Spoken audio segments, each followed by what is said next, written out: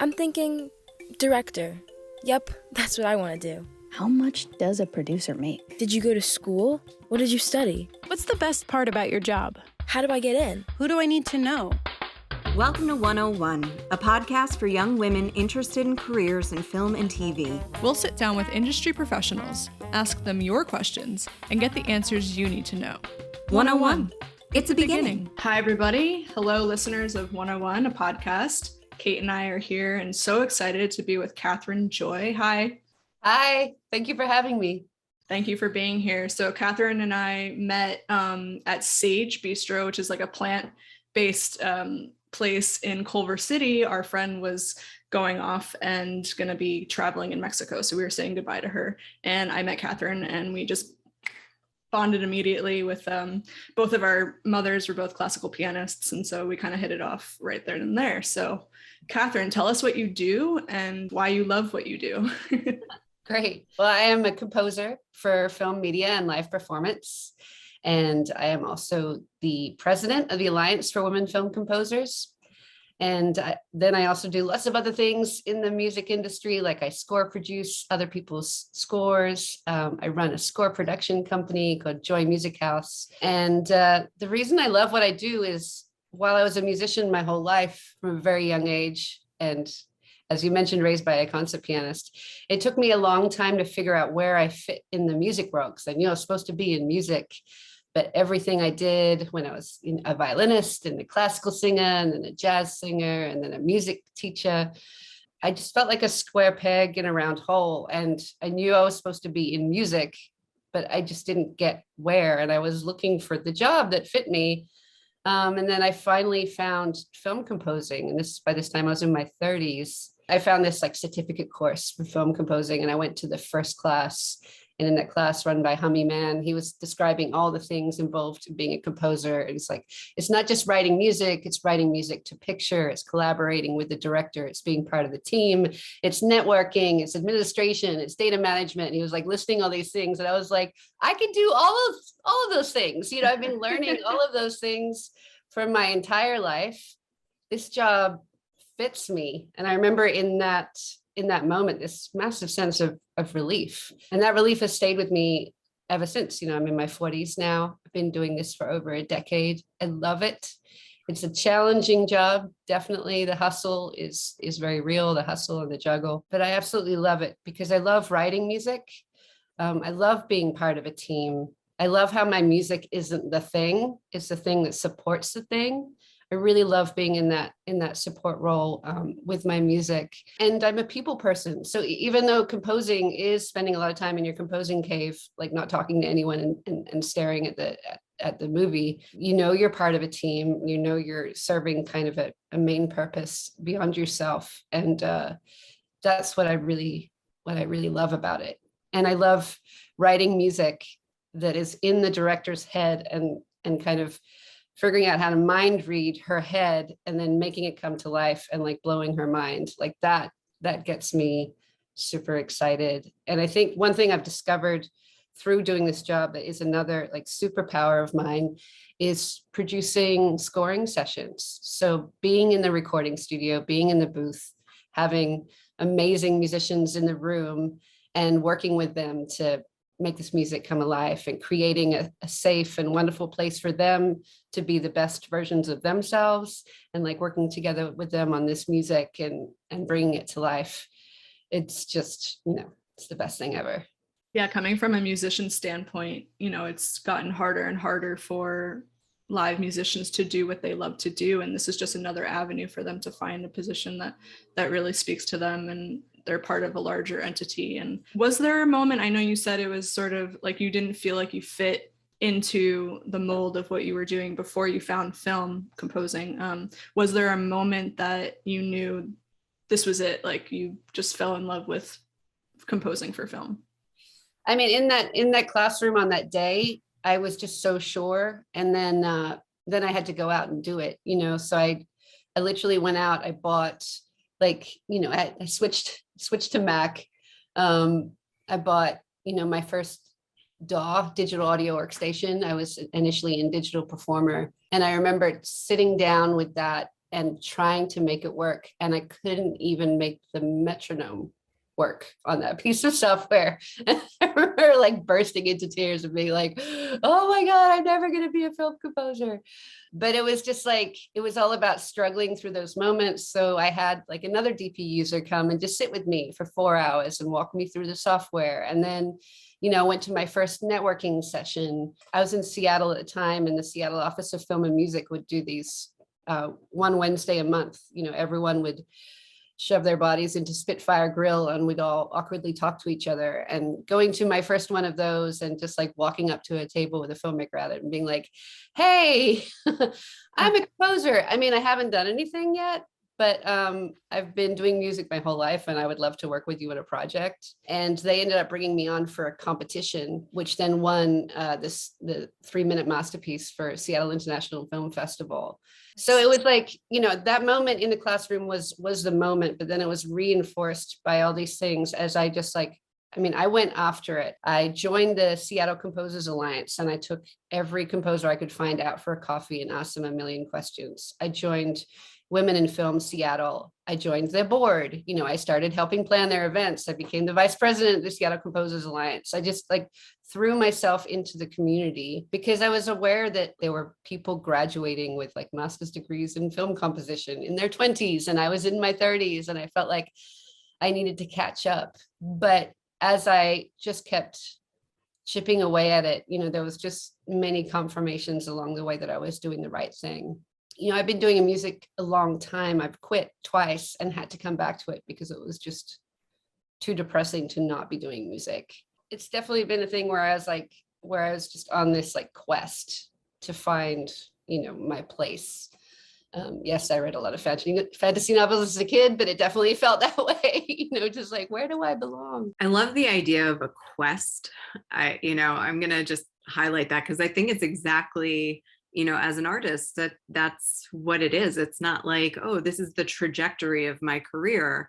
There are so many different things that come along with it. I think it's so important that you shared with our listeners the fact that you had to put yourself out there, especially when you're saying what you are kind of for the first time. A lot of us have been there, and it's like the most terrifying moment to be like, yes, I'm a director, but I've only done one thing and it's a short, and it's, and like, can you tell us about that experience and like talk us through how you started at that place saying it and then maybe like became more comfortable saying it, and what was that like?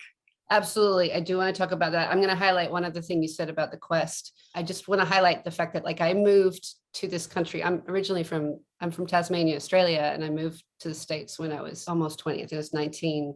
And I moved here to become a jazz singer. And I've had, I did my master's in music education. I've had to pivot a lot of times. And especially when you've given up everything, when you've put everything on the line to do something and you realize it's not the thing, it can be so challenging to pivot, and you can think that somehow you're failing like yourself or everyone you told or whatever.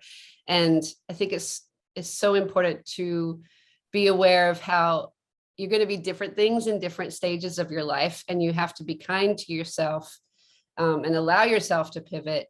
It's not a cowardly thing to do. It's a bold thing to do. And it was really challenging because it's an identity thing, but it's so important if something's not working to like really look inward and just be like, why, what should we try differently? Like what's going on, and have that constant check-in. So I just wanted to put that out there because I don't think we talk about it enough as a community, as a society. And then the whole identity thing. I am a composer when I haven't scored a single film. That's a big deal. I was actually just talking to my students about that yesterday. I teach a master's class in film scoring at NYU, and all those master students are wrapping up school and about to step into the world. And I was just like, you are a composer. Like I have heard your music. You write music, and now you're going into the world and you have to say, I am a film composer. It's just so important to own it. And I think it's empowering and yeah, it's totally scary. There's always going to be a little bit of figuring it out as you go. As soon as I wanted to become a film composer, I just definitely had that feeling of I need to start working to picture. And so I tracked down, like when I first came to the States, I lived with a family, and I knew that the youngest son in that family had made like a few weird films. So I just emailed him like out of the blue and asked him for a copy of one of his films. And I just started working with it to picture. And then these days you can just go to YouTube and find a movie that doesn't have music in it. You can do a rescore of There Will Be Blood because there's no score in that film. There is like a million different ways now where you can find film content online and you can work with it. It's so important, I think, especially with these careers, that you go out and you do the thing. Some people who maybe don't have the means for a degree in film scoring. I actually don't have a degree in film scoring, and you don't need a degree in film scoring. You know, a lot of people can't afford education because it's incredibly overpriced, and that's okay. And because when you teach yourself to do this, when you learn it on your own from reading books and watching YouTube videos and going to panels, you are already building the superpower that you need to survive in this industry, which is self-discipline, it's being self-driven, it's like organizing your own schedule. All of these things are like hallmarks of being a freelance creative. And this is one of the aspects of, like, if you do go to school for these things, when you've been in the womb of school and everything, your schedule has been laid out for you and you work your way through it every day. And then you like are launched out of that womb into the brutal reality that is the freelance creative world. And you have to organize your own day and you have to plan what you're doing. And I think it makes you even more invincible. I love that idea, Catherine, of focusing not only on the talent and the art of it, but also knowing that you have to have these skills to sustain your career, to sustain yourself as an artist. I was hoping that you might be able to talk about what your day-to-day responsibilities are. Well, you know, I wear a lot of hats. You know, I have my composer hat, which is, you know, I would say my number one gig. Like a typical day as a composer, you know, I wake up, I am not a morning person. One thing I love about being freelance is you get to have control over your day. And so usually I have slow mornings where I get up, you know, I try and put time aside for journaling, which is for me a really important part of clearing the mind. I don't know if you guys know Julie Cameron, The Artist's Way, but she talks about morning pages. And I think that's something that's really valuable, especially when you're working in the creative world, is starting the day by emptying out your mind and getting all your anxieties and everything out of the way so you can have a clear head to move forward. And usually in that journaling time, I do just kind of map out the day for myself. What do I want to accomplish today? How much time am I going to spend on each thing? And then, you know, if I'm working on a film project, I just did 2 TV movies back to back. And so I had mapped out for myself, like how many minutes of music I wanted to write per day on that in order to hit the deadline. So, you know, I would then go to the cue sheet spreadsheet that I have running for that film and be like, okay, like these are the cues that we want to hit today. A big part of my writing process is writing in my head.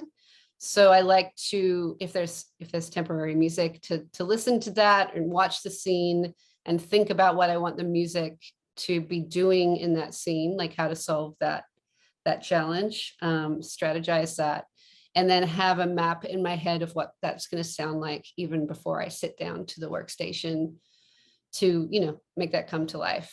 Every day we'll definitely have, you know, work calls with clients for upcoming projects. And that's just always something that's kind of scattered between the day. And you have to switch gears a lot as a freelance creative, going from the making of the thing, you know, for me, which is music, to like talking to a client about a future project. You know, once I get started, you know, I do kind of a day sprint, and then I usually like walk before the sun goes down and have some dinner. And then on a regular day, I will do a night sprint. So I'll usually work until from 9 p.m. until 1 a.m. and then go to bed at 2 a.m.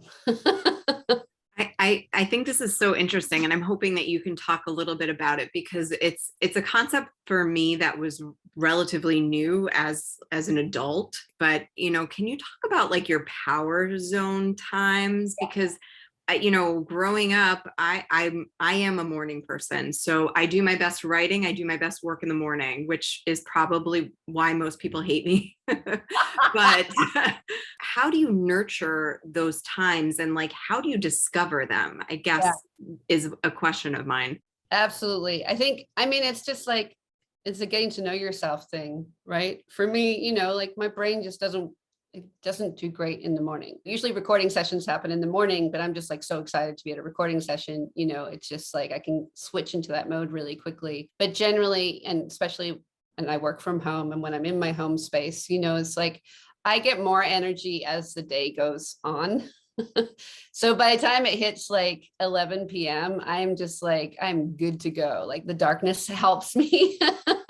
This like perpetual sunshine of Los Angeles has never helped me in my creative endeavors. I did not move to this state for the weather, but I think it's so important to check in and to try out different things. And then also just be aware that you may change as you get older. And, especially as, you maybe get a partner in your life or children or whatever, that all of that is going to influence your schedule and when you're performing most optimally.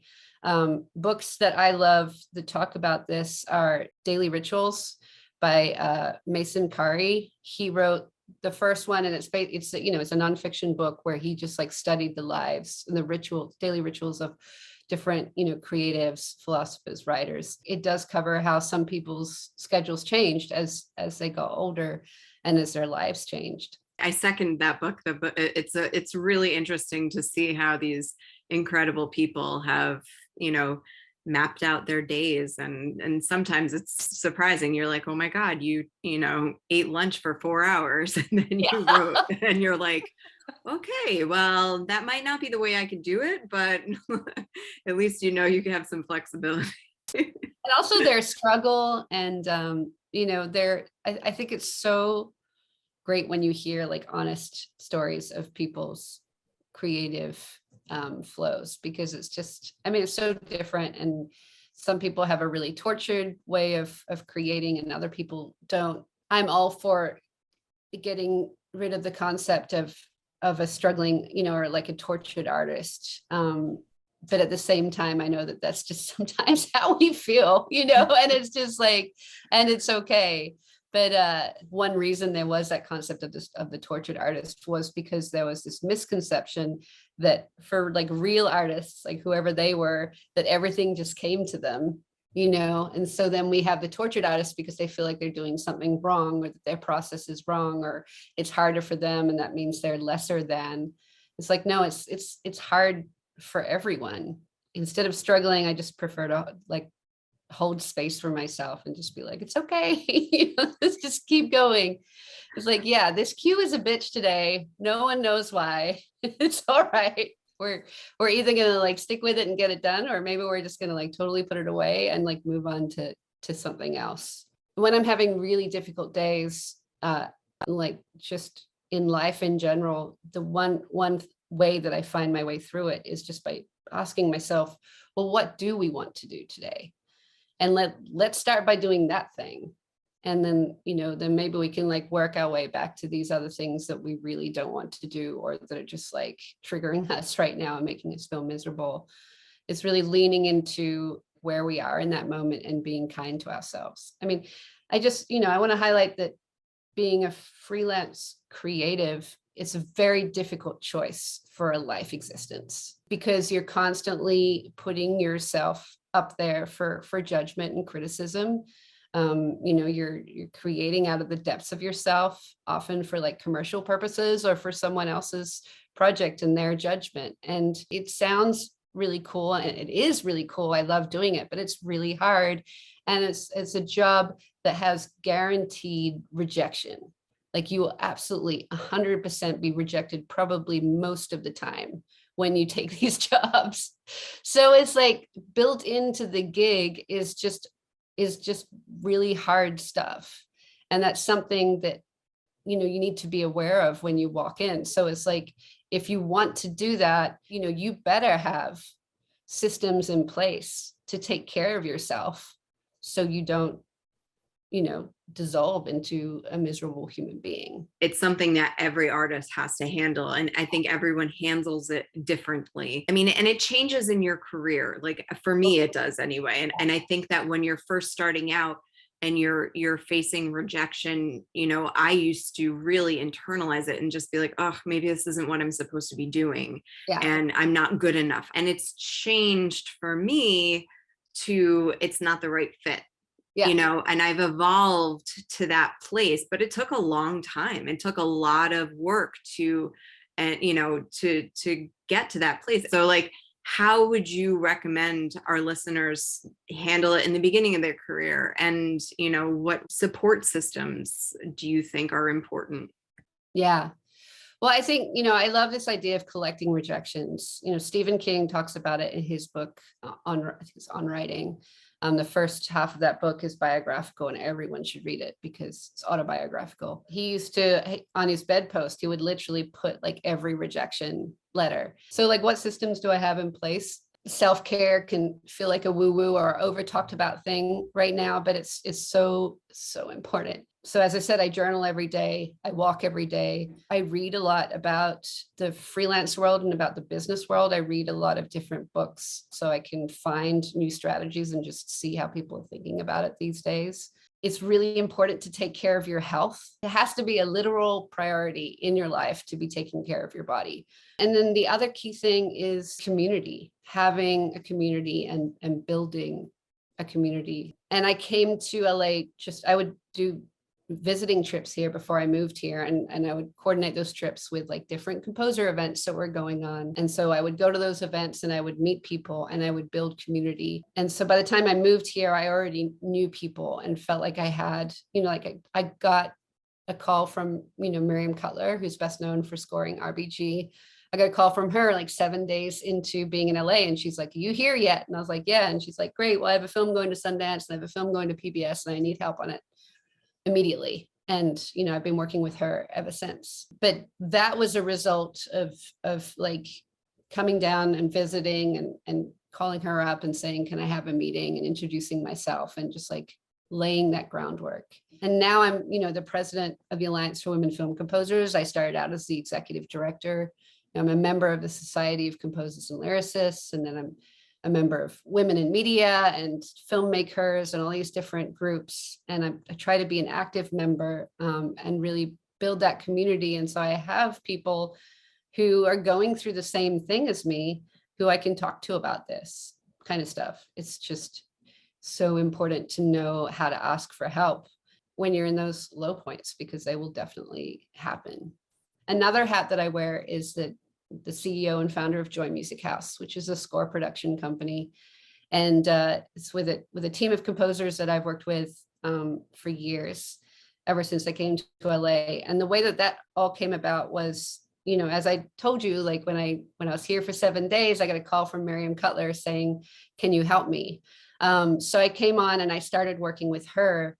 And through working with her and a few other composers, my name got around town as someone who would just come on board and help composers out, maybe doing like music preparation or orchestration or, running their recording sessions. And I kept getting more work like that.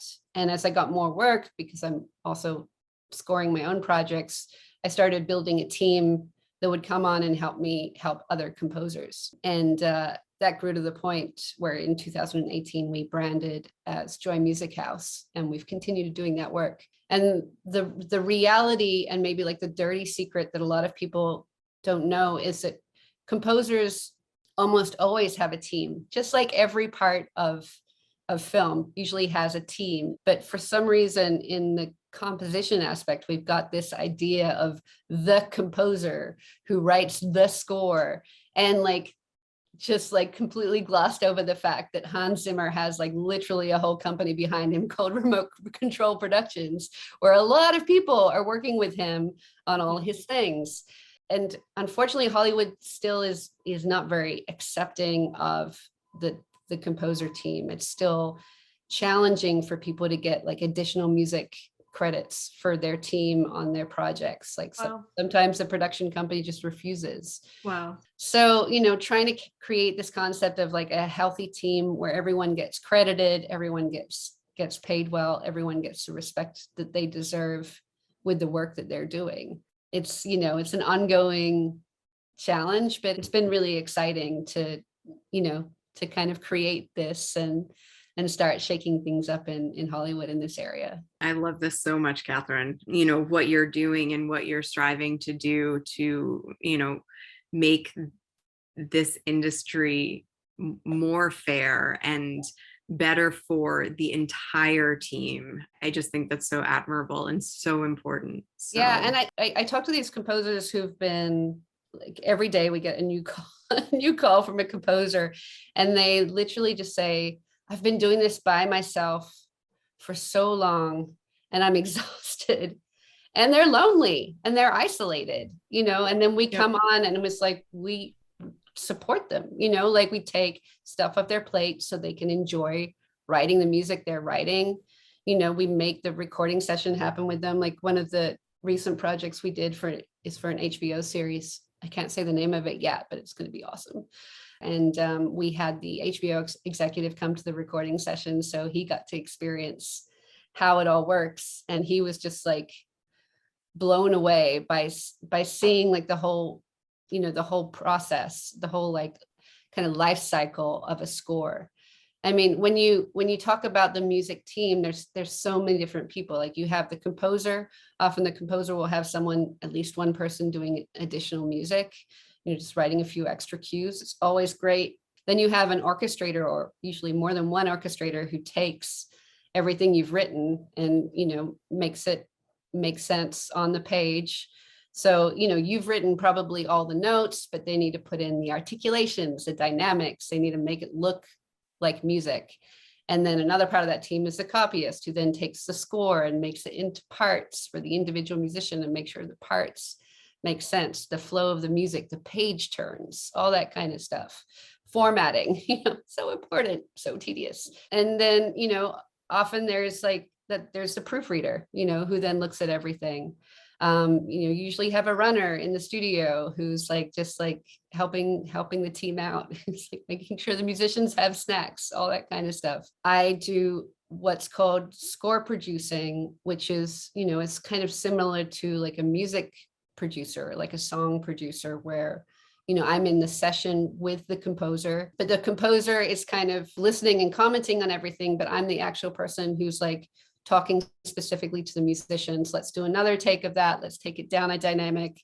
Let's make sure that that note at the end of bar 35, let's have like a breath at the end of that before we go into the next phrase, like communicating those specific things so the composer doesn't have to get like stuck in the weeds of that. And then of course you have the engineer who's recording session and maybe the same person who mixes it, or there might be another engineer who ends up mixing the score. So there's all these different jobs. I haven't even covered like half of it. That's part of the music team, you know, and these people all working together to make this score come to life. Catherine, can we talk about the best part about your job? What do you love about your job? The fact that I get to write music every day, or like I have conversations with my team about like how we notate things, and we spend an hour talking about notation. And when I have those moments where you just like check in with yourself and you're like, oh my God, like this is so cool that we're having this conversation right now.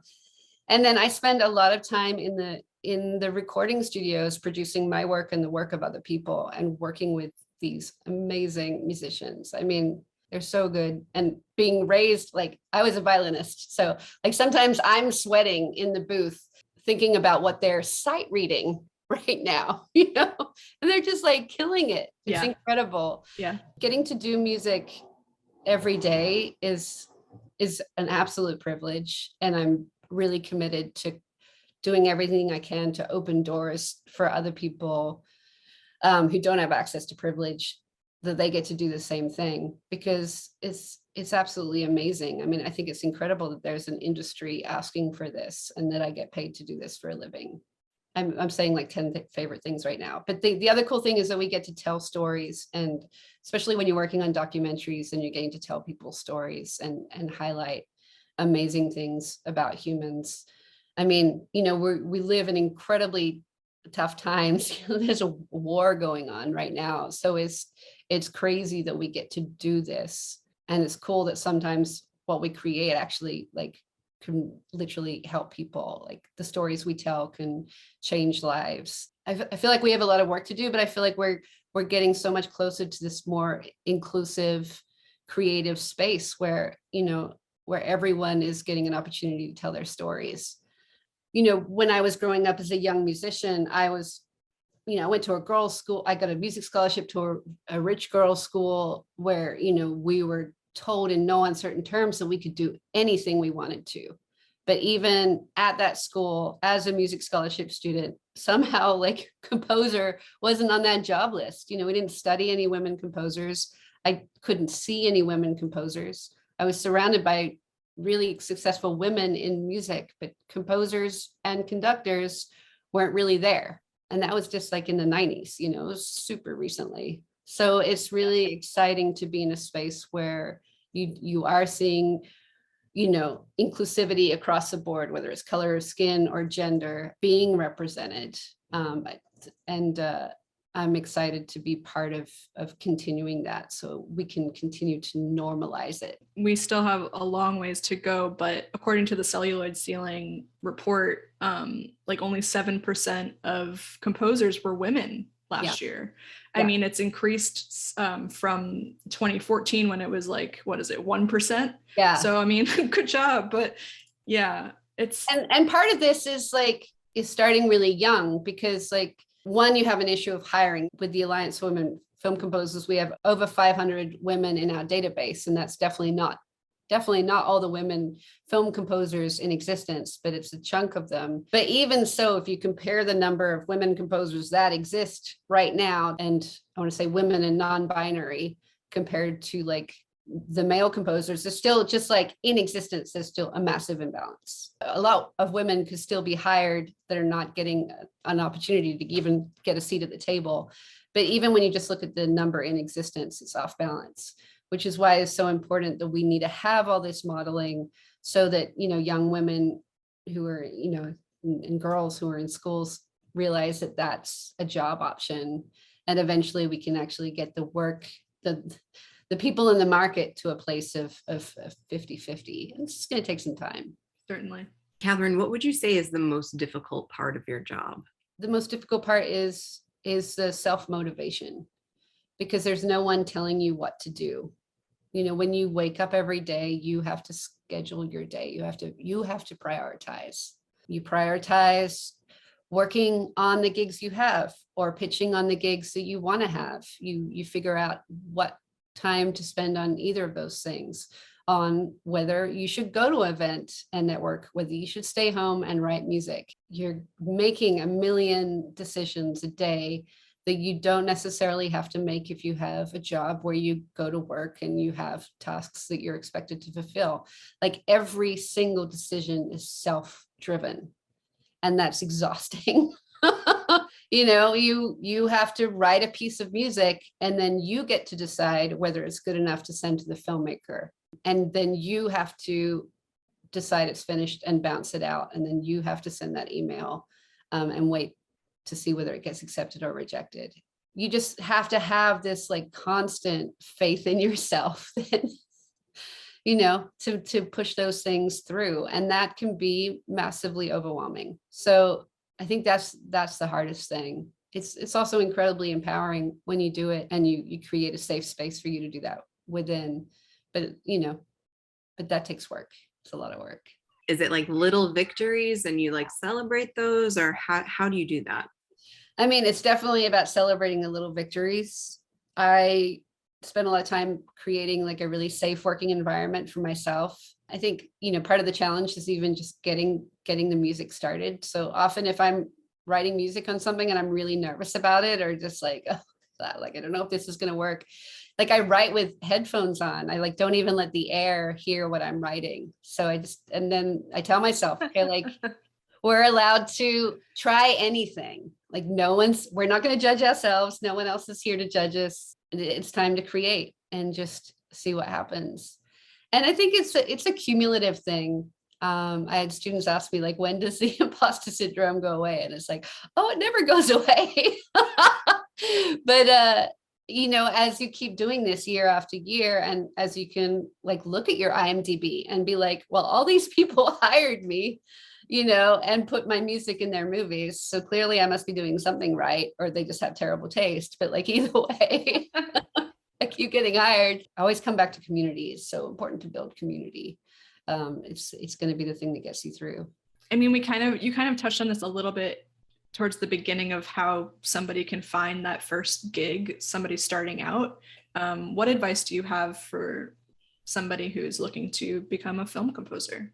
Yeah, that first gig, you need to be writing music every day, especially when you start out. Like challenge yourselves to write every day, so you're actually working the muscle.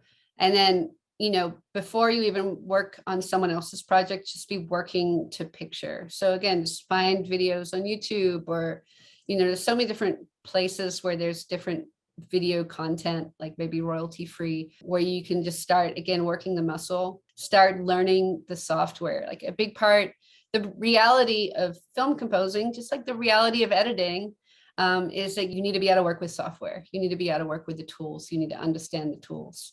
But this is stuff you can teach yourself. There's like a million tutorials on the internet. It's like we live in such an incredible time where just there's so much information freely available. But you know, there's filmmakers everywhere. So just start with the people you know. In a city, like there's probably like some sort of film course happening in or near where you live. You know, start reaching out to those students. It's a really important tactic that I definitely used, is growing with people. So if you're at the beginning of your career, find out other people who are at the beginning of their career and just be like, let's start out together and grow with those people. The person who is scoring the next Transformers movie started working with that director when they were in school. But that's why they have that gig, is because they started at the beginning together and grew up together. You also have to understand the value of what you're creating from the get-go. So yeah, of course, at the beginning, it's totally fine to be working for free. But when you start working on projects where everyone else is getting paid and you're not, that's not okay. You need to start understanding the value of what you create right at the beginning and making sure you're upfront and clear about the value, because that's how you become a professional, is being like, I want to add value to your project. You need to pay me something in order to add that value. I mean, we're in a scary space right now where music, the value of music is just constantly under attack. And so it's really important for you, in order for you to be a functioning and healthy member of the film music community, is for you to be an ambassador for the value of music. And all of this also applies if you wanted to be a video game composer. I mean, I do a lot of video games, especially with that community. It's even easier to find and connect with them online. You know, find out if there's a game jam happening in your community and go to that game jam and offer to provide music. Same in film, like sign up for a 48-hour film festival situation and just jump on a crew and bang out some music in a ridiculously short amount of time and get that rush. But it's just like, again, it just all comes back to being active in your community and plugging in and being an active member. I love that. I'm so glad that you touched on compensation, because I think it's such a huge part of what we do. And I feel like so many creatives are really uncomfortable talking about it, especially when you're starting out, because, you know, I think you have like two different types of people who have a really overinflated ego that are like, pay me all this money. And then you have people who are like, no, it's okay. And you're like, okay, well, you know, so you have to learn how to navigate. When you first start out on your like first professional project, what could you expect to be paid? It's always scary saying numbers. One thing I want to say, I will totally address your question, is that when you're starting out as a composer and you're being brought on to score something, even if you're doing something for free, like say everyone's doing this short for free, or there is just like no money for music, but you see this as an opportunity where you want to do it anyway, and everyone's like just totally upfront about that. One, still create a contract that has really clear expectations about when you're going to receive picture, when the music is due, all that kind of stuff. And then put a value amount on your music. and then just discount it. So you're still having the money conversation, even though it's coming out to zero, you're still being really clear about this is the value I'm adding to a project. Now, if you have a short that maybe has like a budget of 10K, usually a composer is going to be paid like around $500 for that kind of short, 500 to 1,000. It just depends. So, you know, I mean, the rule in the textbooks, one figure that's kind of thrown around with like bigger budgets is that the music should be like 1% to 2% of the budget. I think that's more for a narrative situation. With documentary, music is probably going to be like a larger percentage because you're not like paying actors, or like the kind of the budget of that project changes. But at the end of the day, it really comes down to like what kind of score you're looking for, and then having the conversation about what's involved in that and what that's going to cost. I never quote someone a rate. I always ask, what's the budget of your project? So I can get understanding of the whole bucket, you know, and then be like, okay, well, the kind of score you want, and given, you know, the fact that this is like a micro budget indie feature, then I can accept this kind of rate. But a composer is often like around the same figure as like your editor. That's great. That's very helpful. Thank you. Thank you. Yeah, money. It's just like, it's so awkward having these conversations, but I think again, you know, and I love saying like a freelance creative instead of a, you know, like a composer, because it's like, you need to think like a business person, you need to think like an entrepreneur. And a big part of that is getting more and more comfortable with the money conversation, with the contract conversation. It's awkward, but it's part of your job, you know, and so you need to get used to it. 100%. Is there any director or set of films, a single film that has inspired you or influenced your work? I love action movies, and I love the Bourne trilogy, which John Powell scored. He managed to put a bassoon solo in an action sequence, which made me really happy. Love that. It was like one of those movies where I was like, man, action music can be such good music. You can write beautiful music in a drama, you know, where there's like, or like, especially in an artistic film, like The Piano, you know, where there's like lots of sequences without dialogue. And, you know, that's one thing, but writing good music in a comedy, or writing good music in an action movie, that's where the challenge is at, you know. And I get really excited when I hear inspiring music in those circumstances. And John Powell's scores to the Bourne trilogy, just like that got me really excited about film scoring. So now for me, it's always kind of the challenge of how do I serve picture, you know, it's an action sequence. It needs to have action music that makes sense, you know, but how can you take that and elevate it so there's, you know, something also in there for the music nerds who are listening. Thank you. Thank you. I appreciate that. I love that.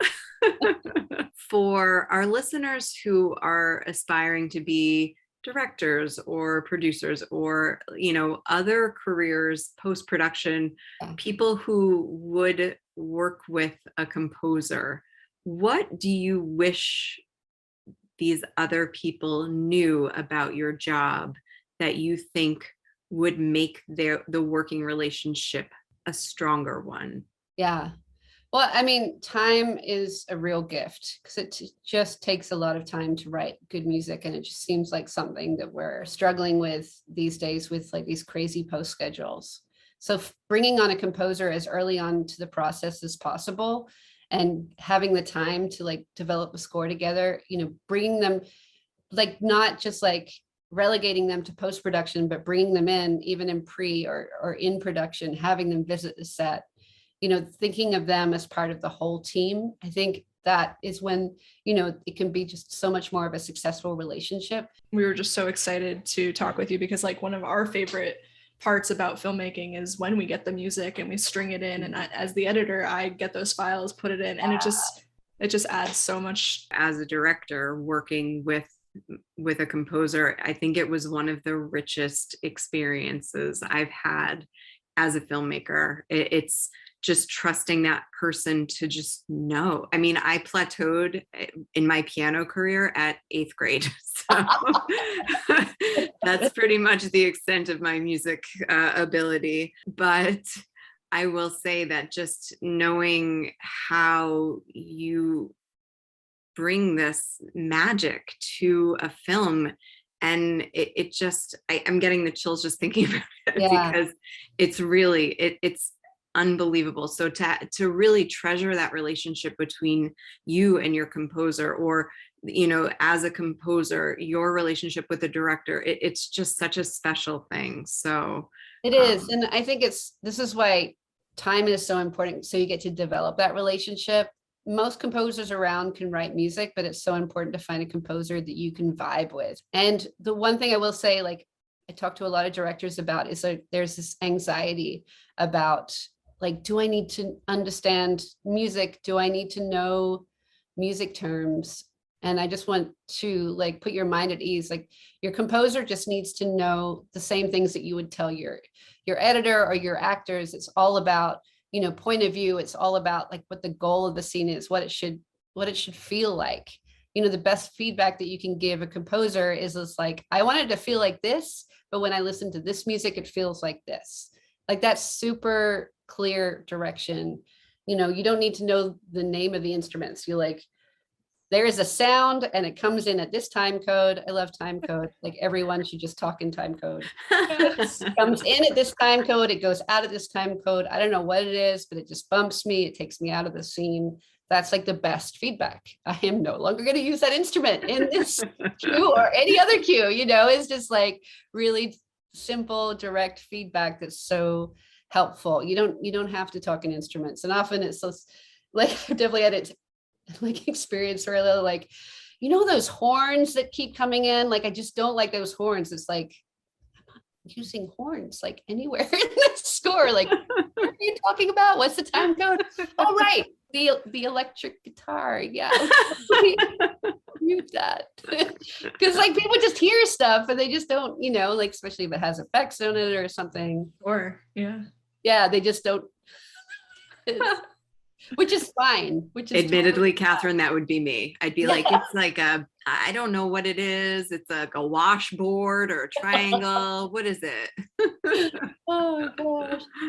Well, I can't think of a better way to end this conversation than talking about the collaboration among a team, because for you, what you've shared with us through this whole conversation is how important community is to you and how much you love the community around what you do. And it's something that resonates with Meredith and I both.